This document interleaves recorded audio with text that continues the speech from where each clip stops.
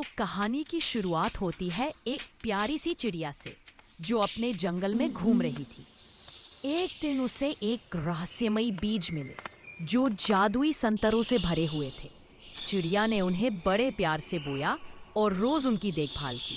धीरे-धीरे संतरों ने फल देना शुरू किया और वो संतरे बहुत ही मीठे और चमकदार हुए।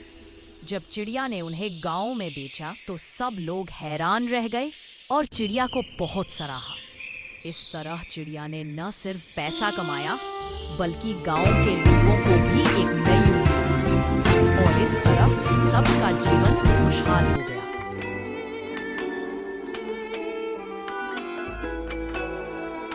एक समय की बात है, एक छोटे से गांव में एक गाय रहती थी। वो बहुत ही मेहनती और समझदार थी। हर दिन वो अपने खेतों में जाती, जमीन को जोतती, अच्छी तरह से बीज बोती और दिन रात मेहनत करती। कुछ ही महीनों में उसके खेतों में ताज़ी सब्जियां उगने लगी। गाय बड़ी लगन से उन सब्जियों की देखभाल करती और जब फसल तैयार होती तो वो उन्हें गांव के बाजार में बेचती। उसकी सब्जियां इतनी स्वादिष्ट और ताज़ी होती कि लोग दूर दूर से खरीदने आते। धीरे धीरे गाय की मेहनत से उसे अच्छा मुनाफा मिलने लगा और उसका परिवार भी खुशहाल हो गया। गांव वाले भी उसकी मेहनत से प्रेरित हुए और धीरे धीरे सब मिलकर खेती में तरक्की करने लगे। इस तरह गाय की मेहनत और ईमानदारी से न सिर्फ उसका परिवार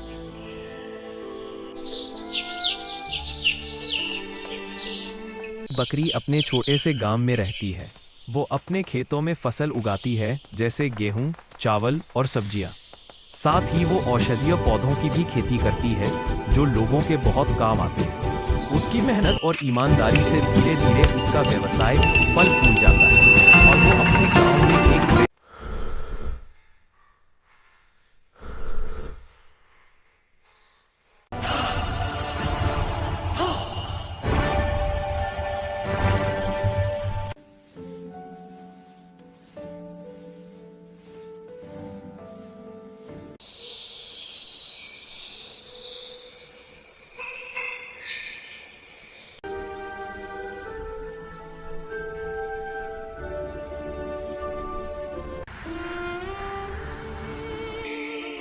एक बार की बात है, एक बगुला था जो बहुत चालाक था और हमेशा अपने खाने के लिए किसी न किसी को धोखा देता रहता था।